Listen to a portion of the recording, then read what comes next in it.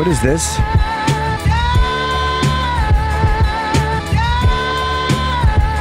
We should bring our guest in.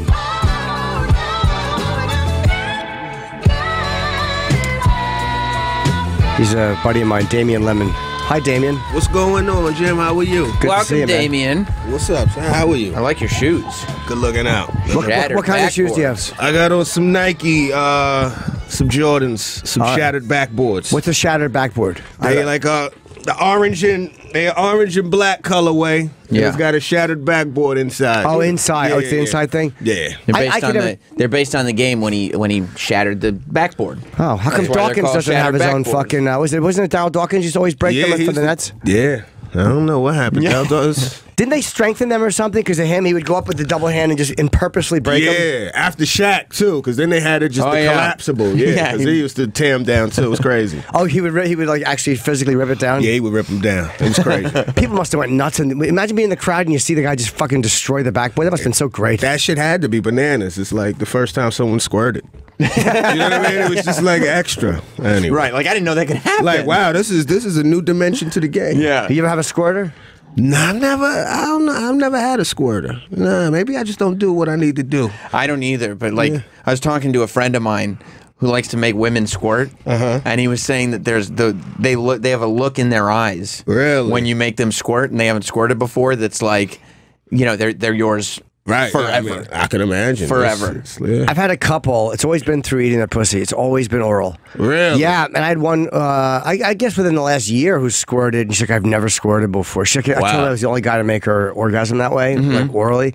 I think other guys just haven't put the effort in because she's not that hard to make come. They're just lazy. Hey, give yourself some credit. Yeah, no, I'm good at it, but I mean, you're a tonguesmith. I know I'm good at that, but I mean, it's also you just gotta like doing it. I mean, anybody can do it. If you have a fucking tongue and you can speak English, you can fucking eat pussy. I like his offhand sexual prowess. It's like, it's just something I'm doing. Yeah, but again, in the fucking department, very average. No, very average. So you got to make up for it on the back end. He's saying it's not skill; it's just time. Yeah, and it's necessity because after I give you a very tepid fuck, I'll eat your pussy. So you'll leave with something. You'll be like, okay, that was good. That wasn't all terrible. That was average at best. Consolation tongue. So you've never had a girl squirt? Okay, yeah, I guess guys do it from fucking, and I could never make a girl squirt come from. Right. No. Right. Well, isn't there supposed to be some kind of secret like levers and buttons and stuff that you could do with your fingers? Maybe. Yeah. Yeah, something like that. Does anybody know anything about that? Troy, do you know anything about that? In and up. Yeah, I've done that too. There you go. Don Patrice would always talk about that and I watched him do it. He was legit. I saw him do it to a girl in Brazil. I made her squirt on the bed. Wow. But he had very long fingers. Okay. And he had this ability to flap, and the way his fingers would go up, it was like really annoying to watch because he could make any girl come with his fingers. Wow. That's all he talked about. Did it bother you? Yeah, because I knew that he was good at it, and he would talk about it, and my fingers get very tired when I try to. I have little hands, and I'd be like, oh god damn it! Like, enough. You gotta use those. You gotta have those grippy things with you all the time. Those handles to strengthen your hands. Right. Yeah, no, I make women squirt. I got to keep in shape. I got to do a couple sets before I go in. That's it. Did you see John outside? John Jones, you watched? I did. I seen him. I don't watch, but I know about him. I know he gets busy. I know he knocked out, supposedly the last guy he knocked out wasn't supposed to be interviewed because he was that destroyed. He made him cry. Yeah. Oof. That's what Rogan made that choice. He said, I don't want to interview fighters because he loves the fighters. He goes out there in a bad way after they get knocked out, and you're not right. But he said in the moment, he was just in the ring, and he saw him, and he had to add. It was just that you got caught up in the moment. Yeah, got caught up in that momentum, Which happened. What do you watch? What do you enjoy? What do I enjoy? Are you a boxing guy or football? A little bit. Like, I'm casual. I'm a casual sports fan, to be totally honest with you. With the boxing stuff, I get excited when it's a big deal. This McGregor-Mayweather thing is going to be a spectacle. You'll watch it, right? I'm going to check that out. Yeah, I just want to see what's going to happen. Other than that, I'm not the biggest. I haven't really gotten all the way in UFC. I got to get more into it. You know what I mean? But yeah, beyond that, I just watch TV, man. I'm like a TV guy. TV, movies, things like that. And I know you from stand-up. I mean, it's amazing how many guys. And are you still doing your show? The name of the show is Comedy Knockout. Oh, yeah. Thursdays, 11 o'clock on True TV. Yep, Thursdays. And you're a good host. Thank you, man. Appreciate it. Yeah, and the comics just kind of, it's almost like they compete. I've done it one time. Yeah. Where you're just, is it firing out lines? I don't even remember, firing out like topic lines? Yeah, you play in various different games. Just basically the game set up the comics to be as funny as they can. And, you know, the competition to be the funniest in the room, the audience, how they respond to whatever games we playing, and then each round we vote somebody off. And then the person that loses at the end has to apologize, read a written apology. Oh, that's right. Yeah, that was written by the writers that they've never seen before, which is kind of fun. I think Yamanika lost, but I think she had to read the apology. I did it with Yamanika and Sherrod Small. It was you, Sherrod, and Jan. That was a good show. That's right. And I think she had to read the apology, if I remember correctly. Yeah, yeah. But I love that. It's like a big round, like or half round. It was just a fun. It was fun. Yeah. And it's live, too, so it's cool. It's a good time. It's a good time for TV. There's a lot of venues. There's a lot of shows coming out and everything. What do you watch? What am I watching right now? I watch Power. I'm a black guy. I watch Power. I watched this show Ozark. Which everybody's talking about it. Yeah, it's pretty good. I'm maybe like 4 episodes in. That's heavy. What else am I watching? I'm watching a few things. Just Game of Thrones. Nah, I'm not up on Game of Thrones. Neither. I'm out the loop on that one. How about Empire? I've seen one season of Power, and I've never seen Empire. I haven't watched Empire in a while. It got a little, it's a little ridiculous. It's almost like Love Boat. You know what I mean? Like, it was just a little too over the top. You know what I mean? It did get silly. I watched like the first 2.5 seasons, maybe. Yeah. And then it started to get really silly. By the way, you know who we interviewed who was great? Who? And I knew he'd be great, was fucking, I think his name is Ron Glass. From Love Boat. He's Gopher on the Love Boat. Okay. The black guy from the Love Boat. And Ted Lange. Oh, Ted Lange. Why am I thinking Ron Glass? What was Ron Glass in? He might have been in Barney Miller. Sorry. Ted Lange. And he was also in Watt Stacks. He was fucking great. Yeah. Yeah, the old school guys that were acting in the 70s, and they're always...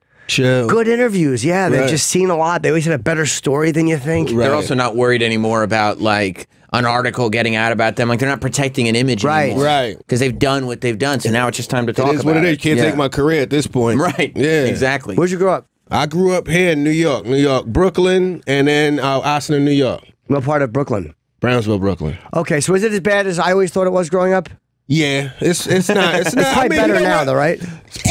It's about the same. Nah, it's not. It's still about the same. You know, but when you're young and that's your neighborhood, that's just your neighborhood. You don't realize how bad it is until like a little later on. And then obviously when you move and you come back, it gives you perspective. You're looking at it like, damn, this is kind of crazy. So what was it like growing up? Were you like, was there a lot of fighting or no? It was a lot. We used to fight a lot. It was a whole lot of fighting. I always say, like, if you live in Brownsville, you got like a win-loss record by the time you're 6 or 7.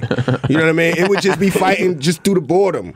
That's what kids would do. One kid would come up to another kid and be like, yo, you know, Damien, Shorty said he could beat you. You think you could beat Shorty? And then you're like, yeah, I could beat Shorty. They go call Shorty. And the next thing you know, you just fight. It was just a promoted fight out of boredom. It was like Don King when he got Ali and Foreman to sign the contract. He basically told each one that the other one was on board, and he got them to sign it, and that's what they would do. They would tell you, hey, Shorty said he could kick the shit out of you, and then he'd go to Shorty and say, Damien's fucking saying he can smash your face. Right. Genius promoting. It's it. It's just your ego.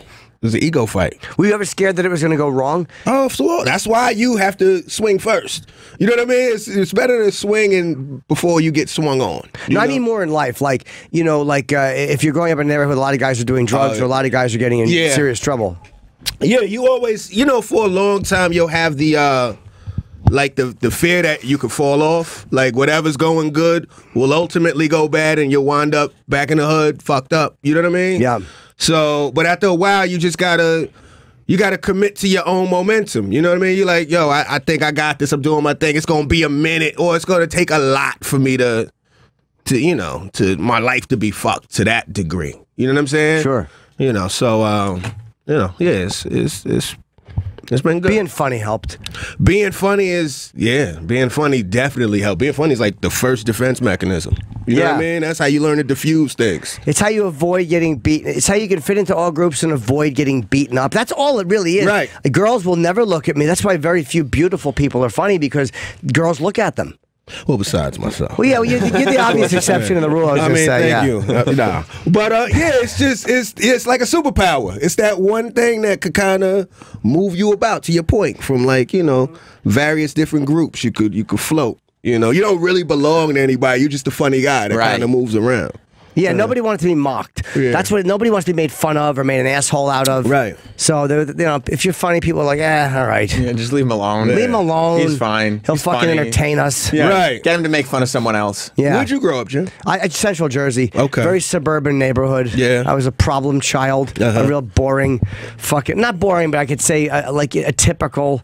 You just had suburban angst? That's exactly what it was. Yeah, the after school special. Right. That's what I was thinking. Just like a teen melodrama. Yeah. Right. Yeah, my ex-girlfriend used to tell me I was an emo lesbian when I was a kid. I was like, yeah, you're right, I was. Like, long before that was fashionable. Yeah. Shit. I was like the first white kid wearing Adidas. Right. Like when rap was first starting to get popular in the mid-'80s. Right. You related to the struggle. No, I really didn't. You didn't? No, I That's too didn't. bad. I like the image of the struggle. Right. Yeah. Like today, it's a different, whatever. It's rock stars. It's always whatever seems rebellious, and that was when rap seemed really rebellious. Right. I figured I'd be cool. I wasn't. Nah, you gotta try it. Where you from? Westchester. Okay. I grew up in Westchester in England. Oh, okay. What part of Westchester? So, New Rochelle. Oh, all right. Yeah. Which is, it's Sam's a I sneaker got a fan. cousin there. Yeah. Are you a sneakerhead? Mm-hmm. Sneakerhead. Oh, I see. You got the black toes. Yeah. Yeah. Mm-hmm. Yeah, I mean, I haven't always been. I wasn't growing up, but I didn't have. Yeah. Because I spent all my money on wrestling stuff. Oh yeah. Yeah. Okay. But my dad was also. I mean, we've talked about it on the show before. My dad wasn't going to give me any money for sneakers. Sneakers are expensive. His father's But a he would give you cheapskate. stuff for wrestling stuff? No. Oh, okay. No. Wrestling stuff was a lot cheaper. Right. Yeah, so there wasn't. I mean, I didn't have any money to spend on recreation like that. You was a WWF fan, or you? Okay, yeah, that's about right. Yeah. What are you other guys? What are your brothers and sisters? I do. I got 2 brothers and a sister. They all older than me, so they doing their thing. Was it softer for you growing up because you were the youngest? I think, so, babe, maybe. So they say. You know what I mean? Yeah. It didn't seem soft to you. It didn't seem that soft, but it was just like, I think I even had like a whole different experience. Because I would say, like my mom, I thought she cooked well. You know what I mean? And I would talk to my brother and sister like, yo, my mom used to cook great chicken. And they were like, what? She would cook? Like, nah, they didn't know her as a cook. They didn't, like, just certain things that would happen, But Parents overall, get better over time, I think. I think they just say, you know what, fuck it, this is the 3rd one. I did my best. However this go, I got a few. You know what I mean? Play the odds. Yeah, you look and see, are you satisfied with the kids that you already have? Like, well, the old one's good. It's good, The middle yeah. one's not bad. So, That's like, all whatever right. happens with this one is whatever. I got I'm at 375 right now. I mean, I'm not trying to make, Nobody, it's not going to be perfect anyway. Right. So let this one be the experimental. What do your brothers and sisters do? My sister, she's a retired. She used to be a correction officer, so she retired. My brother, I got a brother that does like IT, and then I got another brother that's a nurse in Atlanta. So Isn't it weird in one family how many different directions people take? Yeah. But it was all, I mean, you guys must have all been about helping each other because I read you were going to be a child psychologist, right? I was, because psychology was probably it was the only subject in high school that was really interesting to me. I had a good teacher. Yeah. So it was just something Plus, to it do. wasn't like history and math. It wasn't like, history. Wasn't book stuff. Like you could actually get your hands on it. Yeah. And It's a lot of women in the psychology department. You know what I mean? It's kind of cool. Yeah. Why children though? Because there was a reason. Oh, it was a couple reasons. One, I went to a child psychologist at one point just for some crazy shit. But then What was going on? Well, my mom's was getting beat. My mom's got beat one time, and then some shit happened. I had to go to By your father, or was it by a stepdad? by or? like a stepfather, like not a stepfather, but like some dude that she was dating, like a boyfriend. Yeah, like a boyfriend. Oh, your parents split? Yeah, well, my father, I ain't seen my father since I was 9, so I don't know. Like they split. Okay. And then there was a time when my mom's was dating, and she was dating this cat, and he was abusive. And Did you see it? yeah, I saw some shit. You know what I mean? And it was a situation where, went and sat down with a therapist or whatever. And it was just one of those moments where you like, it was, it was like simple therapy, I guess. They were like, here, draw a picture. The regular, the rudimentary kid thing. And I thought it was fairly interesting. It was something I'd never seen before. And then growing up, I watched Growing Pains. And then the father had a Mike Seaver. Mike Seaver had like an office in his crib, and I thought that shit was the coolest thing. Yeah. So you thought you might want to do that? I was like, yeah, it sounds like a cool thing. I just didn't want to be broke. How long did it go for? Like how long did you go to the therapist for? No, it was only like a one-time thing. It was like, I think just to figure out if you were damaged beyond to the see point what was of going on. I think it might have just been, like protocol call. There was a kid in the house to have him see this person, blah, blah, blah. Do you ever wonder about your dad, or do you know what he's doing? No, you know, it's so funny. I've been kind of back and forth with that. Like, I haven't really wondered. I put it out my mind for a long time. But then as I'm getting old, I'm kind of, you know, you want to kind of put parts of your life back together. It's just the thing of, do you want to start a relationship with somebody that you haven't spoken to in years and years and years? You know what I mean? Yeah, but on some level too, isn't there a part of you that's like, you're successful now, like you've been working at this for a long time, and you're starting to get to actually have some tangible success, that not just like people in comedy are like, oh yeah, he's doing it, but like you've got a television show. That's like when you start doing stuff like that, that's when the outside world is like, yeah, he's successful. And I would think that you'd want to like tell your dad, look what I did. You weren't there. Look what I got done. I guess. I mean, I don't really. It's like it's so removed. You know, on one hand, you kind of see it. It sounds like, ideally, that would sound like, Dad, look at this, look what I did. But you know, shit, we might not click. You might, right. And that would be depressing as fuck. That's true. You know? Do you know why he left, or do you not know? I don't, and that's the thing, that's the other thing, because it could give you some perspective, too. Because my mother passed when I was young. I was like 13 when she died. So it's like, to hear, like, what his take would be on her would be interesting. And then on another level, I don't even know if I would want to hear that shit. Right. Because I would kind of look at him more as a stranger saying, you know what I mean? Talking about your mother. So who raised you after you were 13? I lived with my stepfather. My mother got married. That's when we moved up to Westchester. My mother got married, and then I was living with my stepfather for a bit. And he passed when I was 17, and then I was living with my stepfather's ex-wife for a hot second. So that's why you're in comedy. You got to laugh about something. I got a lot of shit going on, but it was all good. Yeah, plus at DMC, we interviewed DMC, and he had an amazing. Is it too warm in here? Because I'm a little sweaty. I turned the heat up when I first walked in the morning. You can turn it down just a bit. And he found his he was adopted, and he went and found his real mom. I think he had a really interesting story about what that meant to him, and you know, some people just for health reasons want to find out, just for like genetic. You know, is there cancer in the family or whatever shit you find out from your family. I had to find out from the doctor. You do. Yeah, damn, was that genetic? Shit. I could have found out in advance. I should have known. So we could have seen that one coming. Right, we could have forecasted that one. Damn it. And you're not married? No, I'm not married. No. Have you ever been? No. Well, what'd you do after 17 then? If your other stepfather died at 17? No, after 17. So I lived there till I finished high school. And then in that transition, I lived with my sister and my brother-in-law for a hot second in Queens. Went away to college in Atlanta. Then I came back from college in Atlanta, lived in Long Island for a hot second while I was trying to find a job. Then I moved to Harlem, started working, and then that's where I started my comedy career while I was doing that. And what were you doing for work? I used to work at Vibe Magazine. Oh, okay. Yeah, I used to do like marketing, advertising, artist relations, things like that. It's weird too.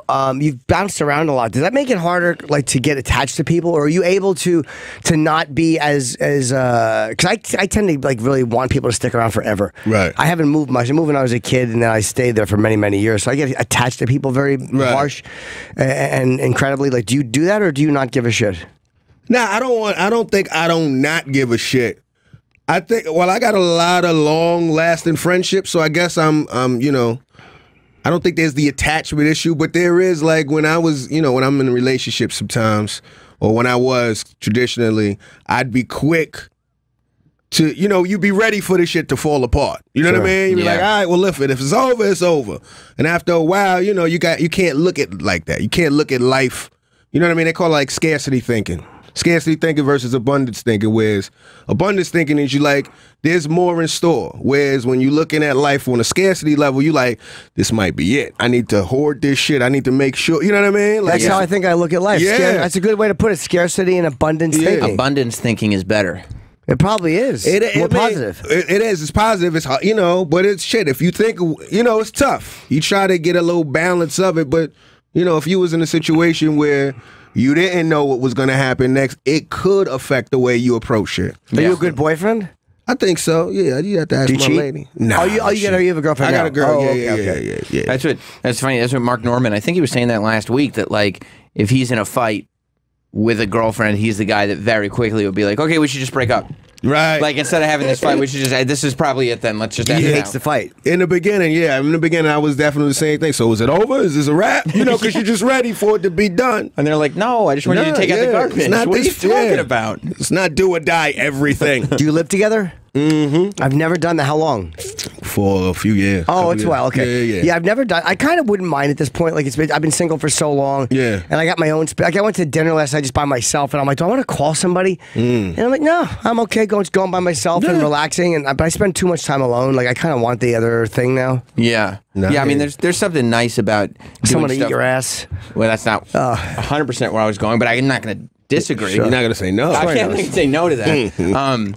There's something nice about going out by yourself, but like I like to do that like once in a while. You know what I mean? Like I don't think that I think that it would lose its charm pretty quickly if that was just my go-to. It would. Yeah. Maybe. Yeah. I kind of want somebody. Well, because ideally, you know, the person that you decide to move in with, you enjoy their company.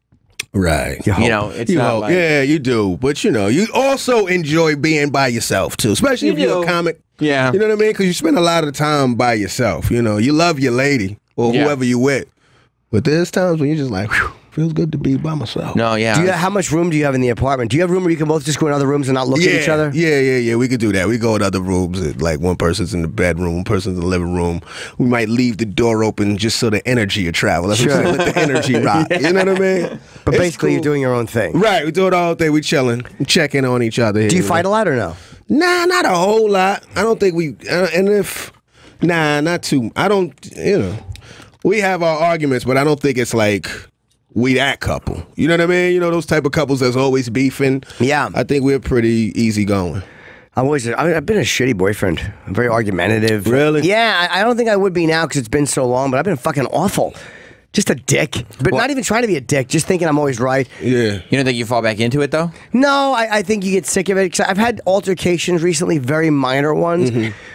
Where I saw where the other person was coming from, and I'm like, all right, even though I don't agree with it, but I understand, like, yeah, I would feel the same way, so don't be a dick and scream at her. That's good. Like, yeah, that's a big change for me, because I was always like, just stick to it and be right. And it's like, right. I'm shitty. Yeah. I'll be right. If I don't listen to what she's saying, then I'll still be right. Just argue. You just want the win. Right. That's exactly it. Every argument becomes like a legal case. Like, it's about winning and losing and not being right.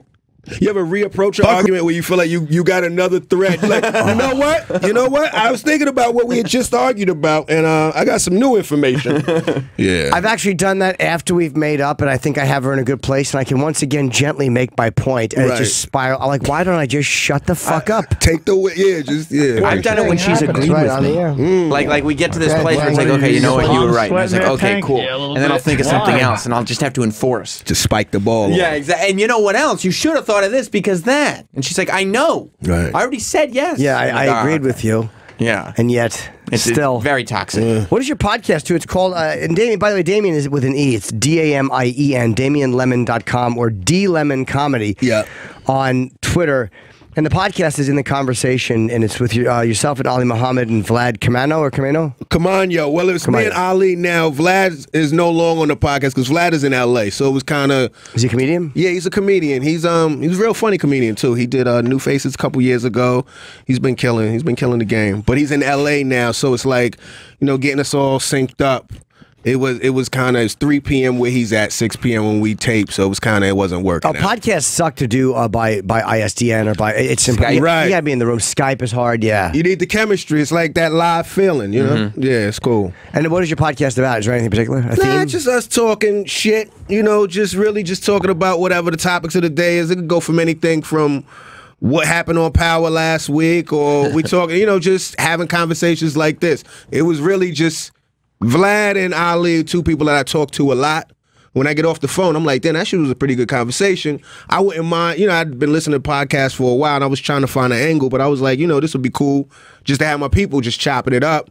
And then me and Vlad and me and Ali, one of the things we always say was the goal is to get in the conversation. Basically, you know, whatever you trying to do. When you first started doing comedy, you wanted people to know who Jim Norton was, and when you got in the conversation, now you could kind of control the narrative. You know, once they know who the fuck you are, you in the game, and the game is to stay in the conversation and keep moving. So yeah, it's a good way to look at it. It is part of wanting to stay in the conversation, even if you're not the main topic. Right. When you can still approach people, or you can still talk to people in the business, and they know you, and it's not like, oh, it's like, oh yeah, and you're comfortably in there. You're just kind of accepted. Yeah. Yeah. You've established yourself. Yeah. But I'm always so weird approaching. I mean, a lot of comedians bigger than me, and if I don't know them, even if I know them for a while, I'm always a little. What do you mean if you know them for a while? I'm just weird around them. Like they're gonna think I want something, but then again, I realize I'm like that with my friends who are below me too. Like meaning on the scale of experience, or whatever. So I'm the same with everyone. I'm just uncomfortable. I'm similar. I think that has something to do just how I grew up. I think there's this point where you don't want to be a burden, or you don't want to feel like there's an intention. Like, I don't go to, people say you should hang out. Like when you go hang out at these comedy clubs, you hang out, show your face, blah, blah, blah. I don't like to go to a comedy club unless I'm on the show. Yeah. Because then I feel like quietly the producer's like, what do you want, a spot? You know what I mean? Yeah, like, don't feel, and it's really you just going to kick it, trying to show your face. But I dig it. I know how you feel with that. Yeah, I don't like to do that. Yeah, I've been working on that because I'm weird socially like that. But like you realize that while you're trying not to bother anybody or give off that impression, half the time people are like, "What's his problem?" Right? Like, why isn't he saying, "Hey"? Why isn't he coming over here? Like, what? Like, I went to Vegas with my ex a few years ago. Once in a while, we'll get together and we're just friends. Okay. And I went to a UFC fight. I don't remember what fight it was even. It might have been Silva Weidman. And so I said, I'm going to make it a point to start saying hi to people. Right. Because I'm just uncomfortable. Yeah. Right. And I saw Matt Serra, and I had met him casually. We had interviewed him once, maybe.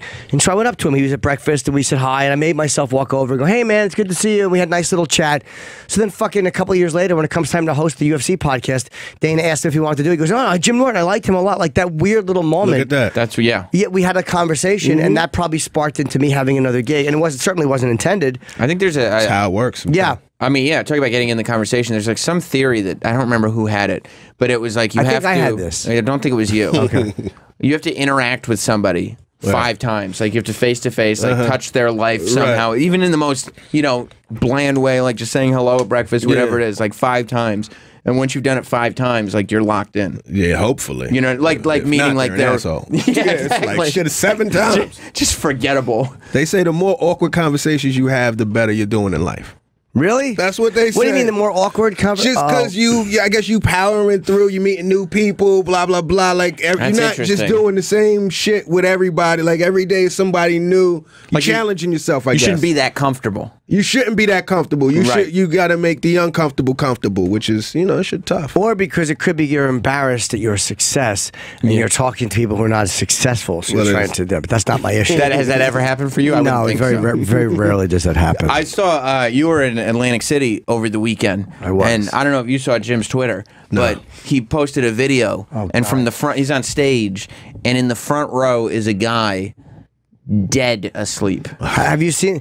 And he was actually. I mean, to the point where. Shit! Yeah, watch this video. Well, those chairs look too fun game. Wow. It's really encouraging to see the others. They're all so happy to see you. Yeah. They're applauding. He's got his phone in his hand. It's gone. Those seats look way too comfortable for comedy, though. That's an amazing. Yeah, the Music Box Theater is amazing. When I first saw this video, I was like, "Oh my God, is he dead?" We thought he might be. I have another video that I took of him, but it's more of this. And then someone in the audience knew his name was Ray, and then so we woke him up. The whole audience, we were all chanting Ray, Ray, and I filmed him, and he woke. I didn't film him. I should have filmed him when he woke up, but he was really Was he startled? Yeah, then he smiled. He kind of knew, all right, something's happening. Yeah. And then it just got very meta because, Kenny gave him the mic and I'm talking to him. And then I'm showing him the video I took and then he's filming me, showing the video of him. God. It was a fucking weird show. That's crazy. But great. Yeah. Legs. Did he stay for the show? Oh yeah, he's a high roller. He got no any guy. Here's how you can tell: the sleeves are rolled up, and there's a pattern inside the sleeves, Right. and there's no socks. That's a guy with money. Turns out he was the CEO of a company, and he's not gambling, and his wife was gambling. He just came in to watch the show. They probably said, "Hey, go see a comedy show," and he fucking Why don't you go take a nap in his hotel room? he probably didn't mean to fall asleep. He probably figured he'd just come and watch the show. That's front row too, huh? Oh yeah. But you can't even get mad. That guy might be at the tables for 12 hours. Right. Right. Those Plus, guys it's funny. It was funny. He wasn't a dick. He was really cool when he woke up. Like when those guys, if you wake them up and they're dicks. But I've had very few people fall asleep. But I had a lot of weird shit happen at shows. I had a guy at Caroline's one time. You know how Caroline's looks. You have the floor, and then you have that one little level riser, and then the back level. Well, the middle level riser is kind of it's a big area. There's tables and there's banquet booths. Guy took his dick out and pissed on the floor while I was on stage. They had to throw him out. I had no idea any of this was happening. Damn. I mean, that's how hard I kill. That's what's destroying. Right. No, it's just I just didn't notice. I'm just very, very. I don't pay attention. Was he drunk or he Yes. just, okay. But he pissed a full piss on the floor. Wow. And they showed me after the show. There's a giant circle on the rug. Like, I felt so proud. Like that's what happens at my shows. Yeah. He's like, I'm not leaving. I had a girl whiz in Had my a squirter. He was just drunk. I had a girl piss in my dressing room one time in Philadelphia in 2002. On purpose? That's when Jonathan, when I first met my manager, he flew to Philadelphia to watch me because we were talking. Yeah. And he's in my dressing room, and a girl's offering me golden showers, and she stands up and she squats and she's pissing on the table. Wow. It was great. Philly. And Yeah, Jonathan Philly. was there? Yeah, he loved it. He thought it was great. That's so funny. That's when you know you found your right manager. Yeah, when a guy likes a girl pissing on the table and you drive. I love just weird shit like that at shows. It's nice. Did he set that up for you? No, but He probably did too. He was trying to I know create how a to great woo 'em. environment. I might have even put my hand under it. I don't remember. I've done that before too. Have you? Yeah, like you catch it like when there's a natural spring. Yeah. Right. And you just catch the water in your hand.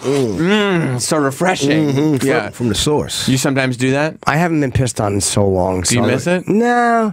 Yeah, as you get older, you're just like, all right, I've done mostly everything I wanted to do. Now I'm just like, eh. Do you find that as you get older, the desire to be pissed on You're kind of like, leaves you? Subsides a bit. I've young done man's it game. once in like the last couple of years. A very beautiful girl I know was doing something in the same town I was in, and she whizzed on me really well. She made wee wee on you? Yeah, but I had already shaved, so it burned a little bit. You never want to shave before a golden shower. I get that. See, that's a pro tip. I would never know that. No. But the thing is, what's the setup with that? Like, is that at your house? Do you put something down? Or In the tub, usually. Oh, in the tub. Yeah. Okay, makes sense. If you're not going to be a trooper and drink it, you might as well just go in the tub. So bad boy gets in the tub, Yes, he did. and then mommy pisses on him? Not mommy, no. Who Daddy, no.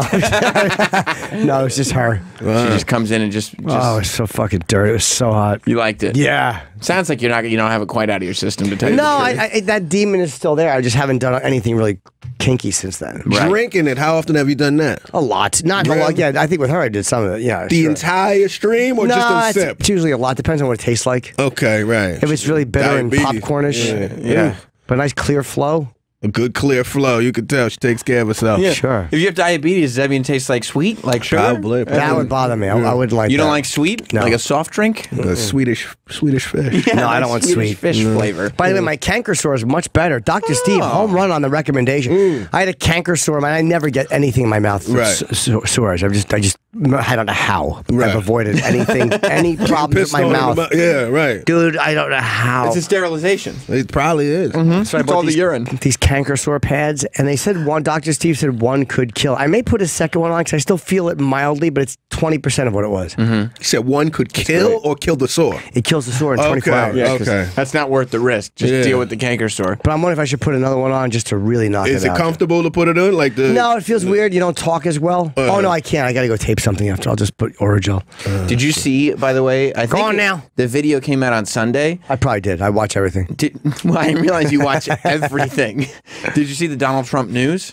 No. Oh, I that's saw the that. new- It's ridiculous. It's crazy, right? It looks like a PowerPoint. First of all, it's ridiculous. It's crazy. So Donald Trump, it's like news from Trump Tower. It's gonna win. You remember Baghdad Bob? Remember the Iraqi minister of information, and he would come on and like we'd be bombing Iraq, and he'd be like, "There are no bombs, nobody worry." Like We're winning the war. Yes, we have that now. Yep. Donald Trump, he hired this woman who used to be a Trump supporting person on CNN. Like Good for CNN her. hired her to just argue in support of Trump. Right. And he hired her away, and she now hosts what they're calling the real news. Right. Because everything else is fake news. So this is the real news, and they post it on like Donald's like Facebook and Twitter and stuff, and it's just news about, it's a video about how great Donald Trump is doing. This is almost state news. I don't mind him doing that because I like. What? I don't mind him doing it. No. Because I agree with what he says about the press is true. Okay. I dislike the press, and I like the beating he gives the press. This is where it's getting weird, right? Because when he started beating the press, I was like, "Yep, I'm cool with that." Like the media scumbags, blah blah blah. But when you start shitting on the press and saying like you can't trust anything on the news, and then go, "Here, I've created the news for you. You can trust my news." Right. Well, now you're actually developing this thing where we're listening to the state instead of the press. People have to look at it like this is just Trump's news. Like you can't look at it like any more seriously or less seriously than the rest of that shit. But this is a point of view. This is the real news. Some will be accurate. Some will be garbage and fluff. See, that's the thing with the news now. All the news has a point of view now. The news isn't the news anymore. The news is like they set you up to how you should feel. Right. You know what I mean? That's crazy. I think he's diabolical though because he's Trump know what he's doing when he does what he does, like with the fake news thing, and now with his own real news, he undermining everything newsworthy. So it kind of makes, if you're not the smartest guy, or if you just somebody that's easily discouraged, you like, man, fuck all of this news shit. And because there's a kernel, more than a kernel, because a lot of what he says about the media and having a point of view, because that's all true. You end up, you believe it, and you're like, yeah, that is fake news, and there are these examples of like, oh, they were bullshitting, like that is fake. And he didn't start with fake news. He didn't create that. They created that to come after him, and he turned it around on. That's not a Trump creation. Look at that. That's a lot of them saying any type of good stuff about Trump was fake news, and he took it and he spun it around and he jammed it down their throats, and now it's his. But he literally didn't create that. But now when you're creating your own news outlet, yeah, it's a bit much. It's a lot. You want to watch it? You bet I do. Okay. You gotta look at the little banner at the bottom. Oh yeah, it's terrible. It's like I think he hired somebody from Connecticut School of Broadcasting, to put the whole thing together. We got some sound. Cute. Yeah. You know the anchors are gonna look good though. Trump ain't gonna. Oh yeah, he's not. He's. And by the way, nobody's reporting any sort of harassment on the Trump network. No. That's not gonna happen. Just look up Trump News. I did. It was not. Look it up on Twitter. Don't look up his on Twitter. You were just on Twitter. Yeah. No. Yeah. Look up Trump News. He's there. It is. Yeah, because the Facebook video was glitching out. Yeah, I wonder. See, this is the crazy thing too about Alex Jones and InfoWars. Yeah. Because what Donald Trump is doing is what Alex Jones used to warn people about other presidents doing. Right. But because it's Donald Trump, Alex Jones is like in favor of it. Of course. Which is really odd. You just can't look at it like it's, and my lips are numb, by the way, from Orajal. You just can't look at it like it's anything different other than what we've been getting. It's just another point of view news show. Coming from the president, though. So what? He's no different than anybody else. He is. He's very different from everybody else. Meaning he's got his opinions on how he's doing, and some of it will be very accurate, like the jobs and the economy. There are good things, and a lot of it will be shit. Right. I don't take it any more or less seriously than the rest of them. Dude, like, I was about to ask you, how much do you think the president affects you personally, whoever it is? You know, there's a situation now that I have that he is affecting a little bit negatively. What is it? No, it's just I've talked about it. I think I know what it is. Yeah, and it's just one of his policies is really overly annoying. Jim's about to march. Yeah. Actually, that makes For joining us? Nope. I was thinking of something else. Oh, okay. Yep. I know the other thing too. Gotcha. Yeah, they both kind of tie in together. They do, absolutely. I just don't. But no, normally they don't. I mean, even with Obama, a little bit just because of taxes, you'll notice your taxes going up or down, but that's about it. I think, but this specific president has definitely influenced just like the culture, like the world as a whole. Yeah, nah. All right, let's watch the Trump news, the news of the week. Look at that. Hey, I'm Kaylee McEnany. Thank you for joining us as we provide you the news of the week from Trump Tower here in New York. Providing us the news of the week. More great economic news on Friday. Oh, good. The July jobs report added a better than expected 209,000 jobs.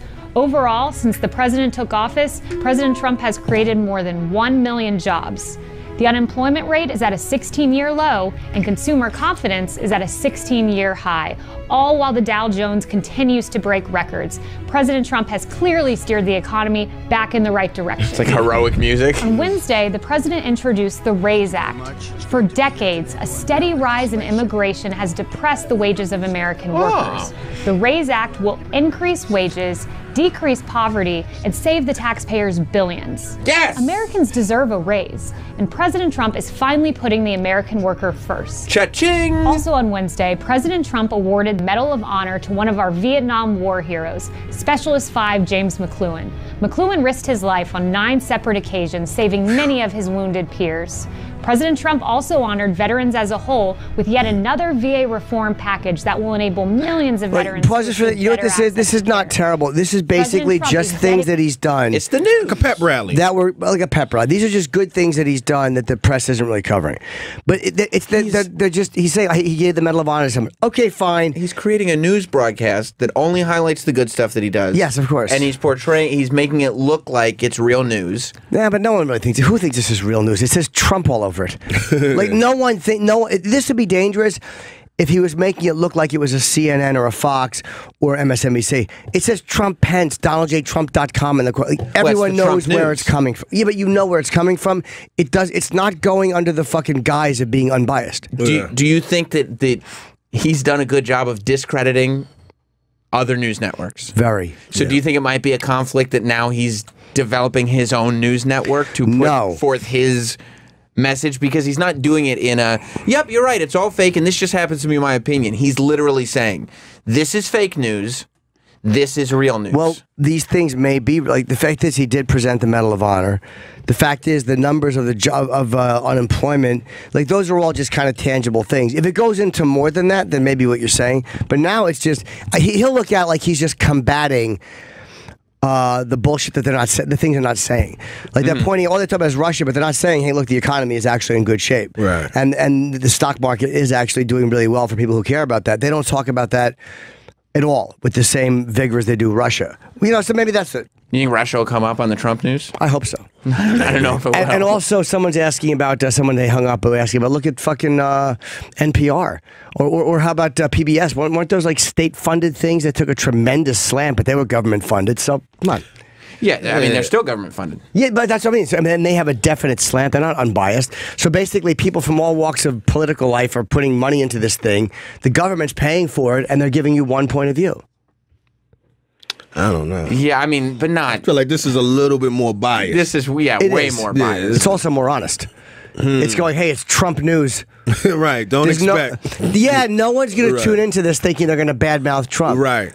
Yeah, but they think that they're not bad-mouthing Trump because they shouldn't be bad-mouthing Trump, not because, okay, we're not going to mention that news. They're going to think the news isn't there because when they badmouth Trump, it's on fake news. Right. They're going to think Trump ain't doing nothing bad. Right. Maybe, but I don't know. That's a big stretch. People have to, I always give them credit. You got to take it like, this is what it is. You're hearing his point of view. He feels like his point of view isn't getting out. He's also the president. I mean, he could do a speech. Yeah, I don't mind this stuff. He doesn't need to create a news network with a reporter to report on what he's doing. He's got a podium in his house. Is it once a week? Right now, this is the debut. This doesn't bother me just because it's a quick thing once a week. If it gets into more, well, then you have that discussion. If it's breaking Trump news, it is interrupting this. Yeah. We interrupt. That would be hilarious. He's got a podium in his house with a room full of reporters. Like, yeah, his message is very easy to get out there. But he feels like they're not printing his message because he's the president, or they're not printing anything good.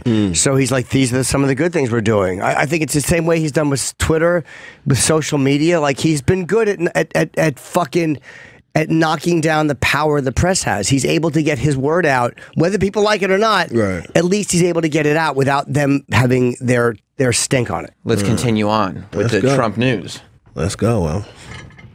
Dedicated to honoring these men and women who fought valiantly for our country and ensuring that they receive the care that they deserve. Thank you for joining us, everybody. I'm Kaylee McEnany, and that is the real news. Okay. The real news. That's the real news. I know, but again, that's harmless. Okay. You know how many millions of people just eat up whatever he says? Sure, some do. Yeah. Absolutely. But the reason they eat up what he says, what did Elijah Muhammad say? If you give somebody muddy water, they'll drink it. But if you give them clear water and show them the difference, well, that's what this is. That's the clear water? No. But they gave us nothing but that shit. So this appears to at least be But clear, you even if it's understand not. that's 100% the point, that this is being portrayed as the clear water. As the clear water. Well, then they shouldn't have given us such garbage for so long, and then this wouldn't appear to be clear. What was the garbage? The bias that they're doing, the fact that they're controlling the narrative and not just giving you the news weight. Like, that's what bothers me. It's not even about Trump. They just feed you a certain point of view. News media. Yeah. If they just gave it to me and then let me make my own decision, but don't like they try to dictate how you're going to react to it. I mean, but it's also not like there's not news on both sides. There is, of course. Like, they're all full of shit. Right. Excuse my language. Yeah, I mean, I wish you wouldn't. I wish you'd gotten like that didn't bother me though. Full of baloney is something I would have preferred. We have to wrap up in 1 minute. We get cut off. All right. Comedy Knockout, Damien Lemon show, Thursdays 11 o'clock on True TV. It's a really fun show, and the new podcast is. I don't even know if it's new. It's been going on for a bit in the conversation. We used to have the same producer. Shout out to Chris Flannery. Oh yeah, he does UFC Unfiltered. Yeah, that's my guy. We drop that every Wednesday on iTunes, SoundCloud, hashtag in the conversation. Check it out. And you can get that, get that in all those places. And you're also going to be in St. Louis and Zany's in Chicago in October. Right. And it was good seeing you, man. Yeah, it was great seeing you. Thanks for having me. I appreciate it. It's fun talking to you. Good time, yeah. Get tickets to the live wrestling podcast, Yes. Sam Roberts Wrestling Podcast, live at the Highline Ballroom a week from Wednesday. Go to highlineballroom.com to get tickets right now. And the new Chip Chipperson podcast is now up. It went up last night. And thank you to John Jones for coming in. Yeah, and congratulations. That was really fun to talk to John. I haven't talked to him in quite a while, at least in person. So who we got tomorrow? We may have a special guest, and we also have David Allen Greer and Jeff Bridges. Jeff Bridges, yeah, busy show tomorrow. Busy show. But tune in at 8. We're expecting a fun show from the very beginning. See you tomorrow. Oh my God, it's over. This has been Jim Norton and Sam Roberts. To download today's show or listen on demand anytime, get the SiriusXM app or go to SiriusXM.com/on-demand.